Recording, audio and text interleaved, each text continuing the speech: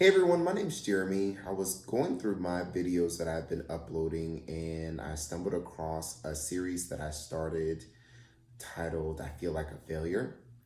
And I wanted to update and maybe close out on that and also give some insight as to why we may feel like we are a failure in a specific moment or area in our lives. So, in hindsight, I recognize I felt like I was failing because where I was did not match up with where I wanted to be. So I was trying to make my current situation something that it was not.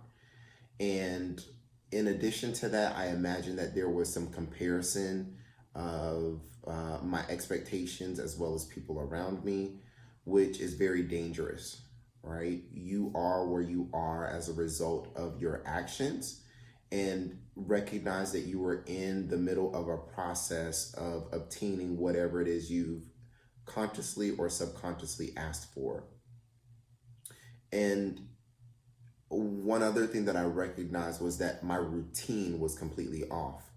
So one of the things that I do on a regular basis, multiple times throughout the day, if I have the opportunity, is practice grounding exercises as well as meditation. I apologize, my voice is going in and out. I just got it back. So I've done several videos on grounding exercises, which are basically using your senses as a focal point in the present in order to tune out the noise of the past and the future.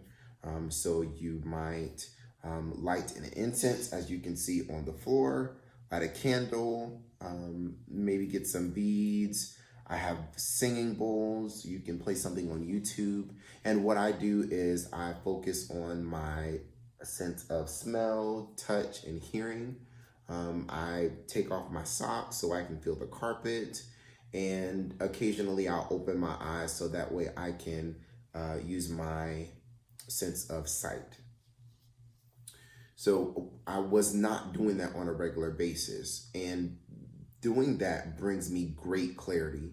And when I say great clarity, I have been wearing glasses for years now. Just imagine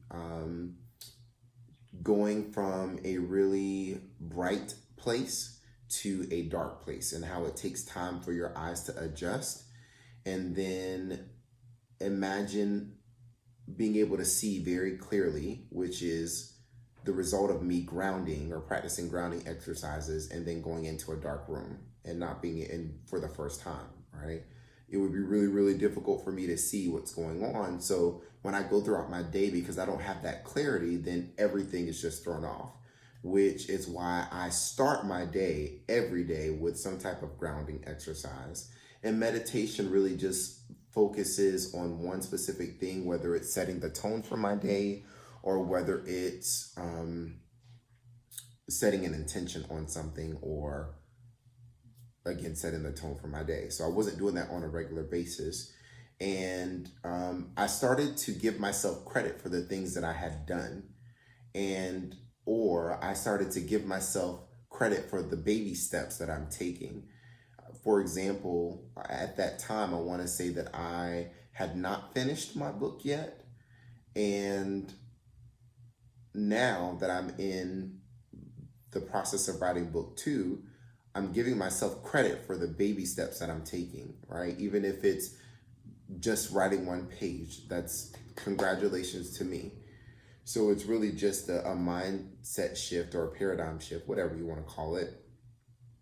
And as a result of me sticking to my routine, not comparing myself to my expectations and or others, and also giving myself credit for the things that I've done, I found myself to be in a more optimistic mind frame. And you can only do what you can do in the moment. You can't change anything that's happened in the past. You can't change anything in the future because the only thing that you really have is this moment. So that's what I try to remain focused on. So if you take anything from this video, one, I changed my viewpoint. I changed my mindset. I did a paradigm shift on what I saw in the present moment. One, I am making a guarantee to myself and or holding myself accountable to doing grounding exercises every day to bring clarity to my mind. So that way I don't focus on the past or focus on the future. The next thing would be making sure that I give myself credit for the baby things that I'm doing, even if it's the smallest step. And the next thing would really be not comparing myself to my expectations. It's good to have expectations as milestones to kind of measure your progress, but when you don't necessarily meet that expectation, don't hold it over your head. Just evaluate what's going on in the present and say, okay, well, what can I change about my process? What can I change about my strategy to meet that goal? So there's a total difference. And then also failure, and I think this is the biggest point, failure to me, I see it as redirection and or an opportunity to go inward and evaluate what's truly going on, i.e. the importance of meditation. So for me, when I meditate, I set certain expectations, or I've defined meditation for what it is for me in that moment. Sometimes I do it just to relax. Sometimes I do it to disconnect. Sometimes I do it to have really deep dialogue with myself. Sometimes I do it to address trauma or address the things that are going on in my life. And sometimes I do it to just kind of reshift or refocus on what's going on.